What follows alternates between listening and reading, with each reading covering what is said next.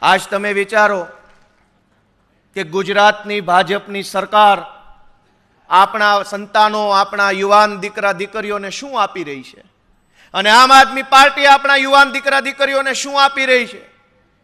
આમ આદમી પાર્ટી મારી જેવા, ચૈતરભાઈ જેવા સાવ સામાન્ય ગરીબ પરિવારમાંથી આવતા યુવાનોને ધારાસભ્યો બનાવી રહી છે, નેતા બનાવવાનું કામ કરે છે. તમે અને અમે બધાય વિચારીએ કે જો આમ આદમી પાર્ટી ન હોત તો ગોપાલભાઈ શું હોત, ચૈતરભાઈ શું હોત, પ્રવીણ રામ શું હોત, રાજુભાઈ કરપડા શું હોત? કંઈક નાનો મોટો સંઘર્ષ કરતા હોત, નાની મોટી નોકરી કરતા હોત ને ભાજપની સામે બળાપો કાઢતા હોત, પણ બીજું કશું ના કરી શકતા હોત. શું કામ?